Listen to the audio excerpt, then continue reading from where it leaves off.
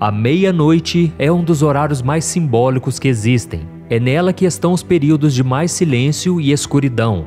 E costuma ser durante a meia-noite que as pessoas se sentem mais solitárias e, consequentemente, mais tristes. Não é por acaso que muitos dos poemas, músicas e até os salmos mais aflitos e angustiados da Bíblia foram compostos nessa hora.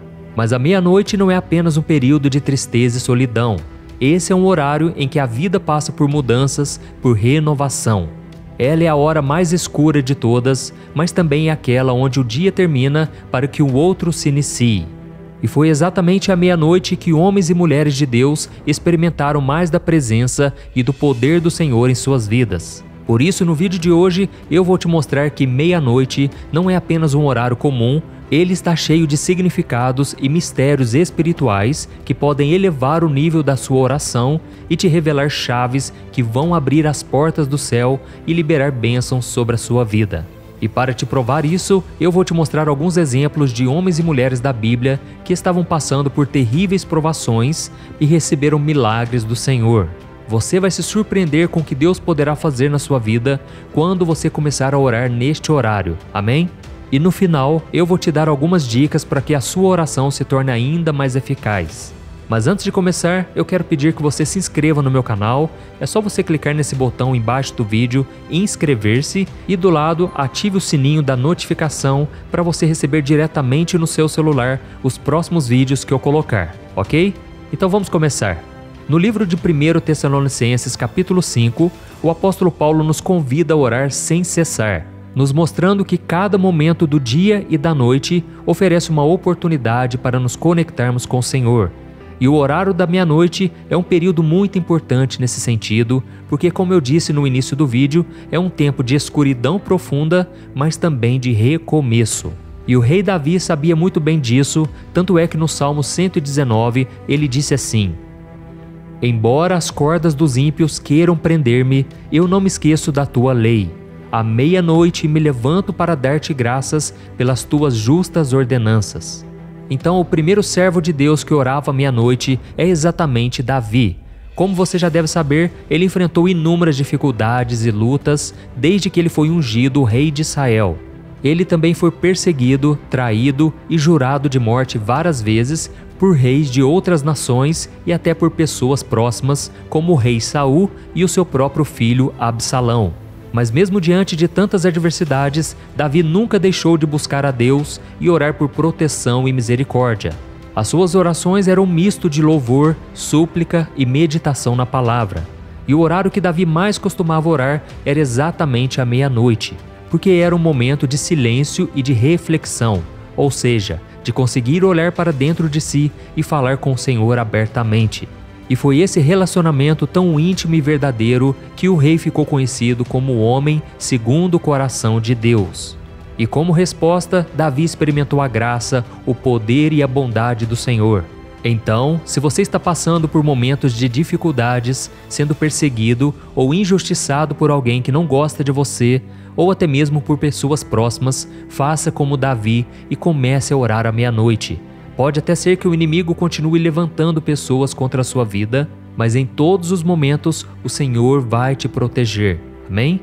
O segundo exemplo, Paulo e Silas. O livro de Atos, capítulo 16, traz uma das maiores provas do poder que a oração tem na vida dos filhos de Deus. A Bíblia nos mostra nessa passagem que o apóstolo Paulo e o seu amigo Silas haviam sido presos na cidade de Filipos por pregarem o evangelho.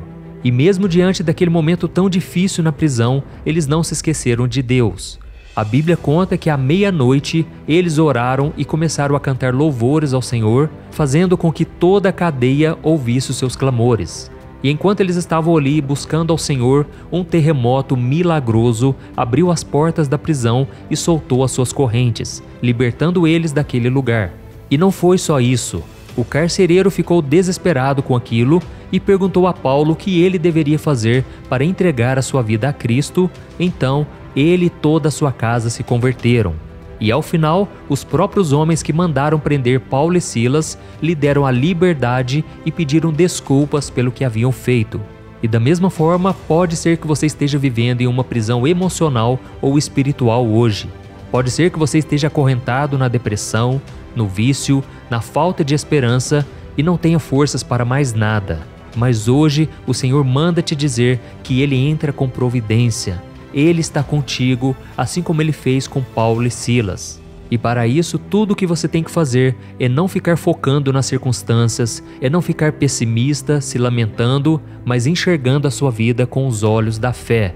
Não deixe de adorar ao Senhor, mesmo que a escuridão esteja à sua volta. Assim como Paulo e Silas clamaram à meia-noite, comece a praticar isso hoje e você verá Deus agindo em seu favor. Amém? O terceiro exemplo, Ana. Ana era casada com Eucana, um homem que tinha também uma outra esposa chamada Penina. Penina tinha filhos, mas Ana era estéril, uma condição que naquela época era vista não só como problema de saúde, mas também como uma desonra na sociedade, já que a mulher tinha como principal qualidade o fato de se tornar mãe. Além disso, a infertilidade de Ana também causou muita tristeza a ela, porque Penina a provocava todos os dias, dizendo que ela tinha sido esquecida por Deus. E tudo isso fazia com que essa mulher se sentisse isolada e desesperada. Até que um dia, no seu momento de mais sofrimento, Ana foi orar no tabernáculo depois do jantar, por volta da meia-noite. Ela preferia ir naquele local para que ela pudesse ficar mais à vontade com Deus. Além disso, homens e mulheres não podiam ocupar o mesmo espaço no templo. Então, ela clamou a Deus por um filho, prometendo que se aquele pedido fosse atendido, ela dedicaria a criança ao serviço do Senhor por toda a sua vida. E aquela oração foi tão intensa que o sacerdote Eli chegou a achar que ela estava bêbada. Mas o que ela tinha na verdade era sinceridade e desespero. Então, o sacerdote Eli abençoou a sua oração. E pouco tempo depois, o milagre de Ana aconteceu. Deus ouviu aquele clamor e ela deu à luz a Samuel, que se tornou um dos maiores profetas do Senhor e de todos os tempos. E aí eu te pergunto uma coisa: quantas vezes você não se sente como Ana, em busca de algo que as pessoas e até mesmo a ciência dizem ser impossível? E quantas vezes você tem sido humilhado ou humilhada por causa da sua condição? Mas saiba, meu querido irmão e minha irmã, que essa sua tristeza pode ter um fim. Basta que você recorra à pessoa certa, Jesus Cristo. Entregue a Ele o seu sonho, confie no Senhor e não se deixe abater diante das circunstâncias.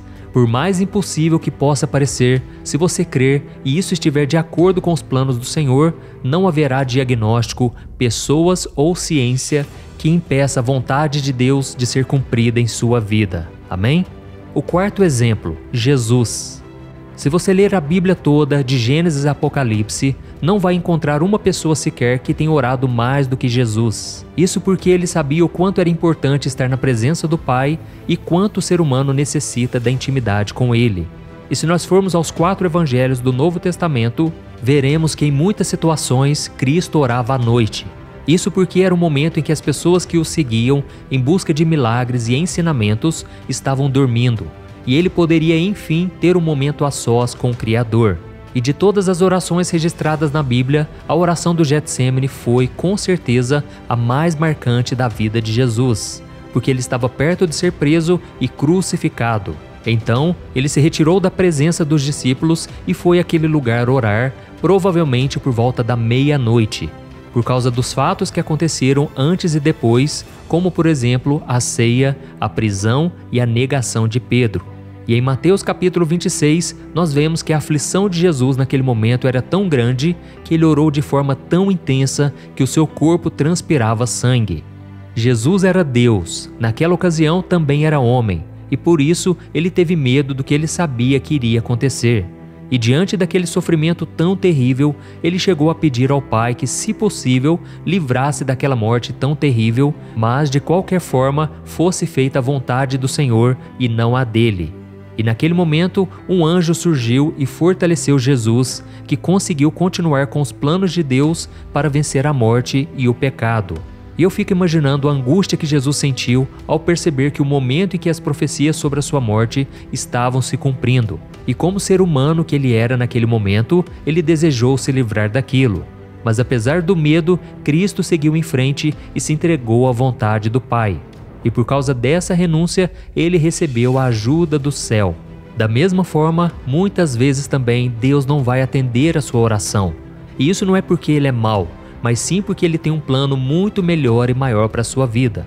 Assim como aconteceu com Jesus no Getsêmani e também com o apóstolo Paulo, quando ele orou para que o Senhor removesse o seu espinho na carne, você também muitas vezes vai ouvir um não de Deus. Mas da mesma forma com que eles foram consolados, você também será.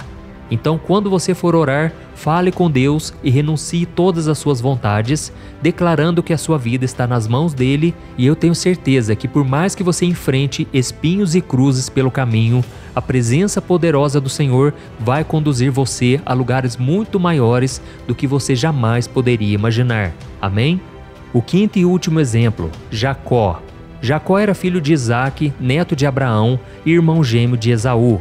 Depois de se aproveitar de um momento de fraqueza do irmão para chantageá-lo e enganar o próprio pai, ele recebeu a bênção da primogenitura daquela família.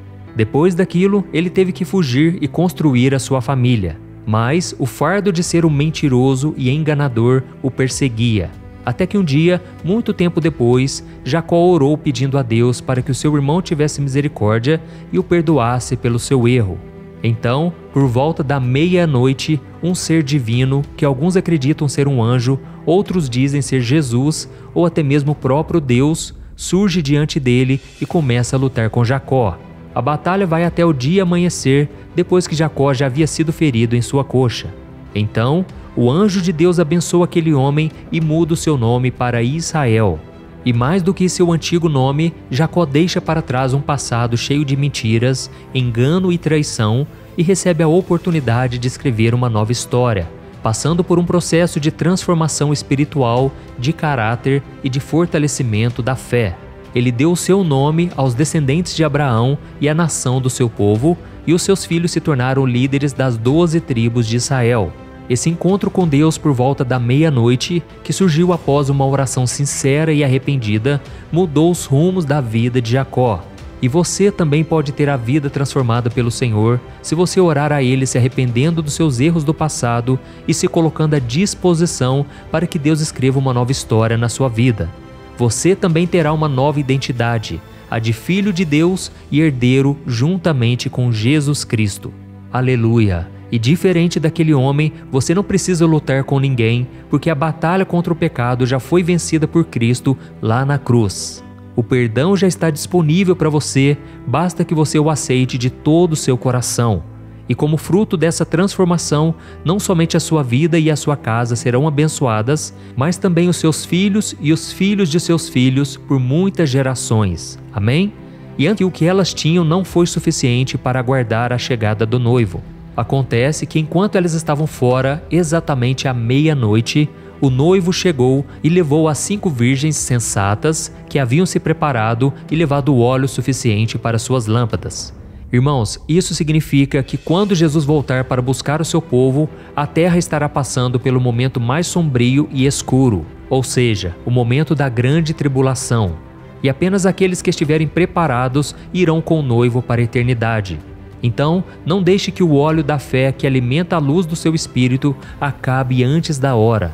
Busque ao Senhor em oração todo dia e, se possível, ore também por volta da meia-noite, porque como nós vimos neste vídeo, coisas maravilhosas e extraordinárias podem acontecer.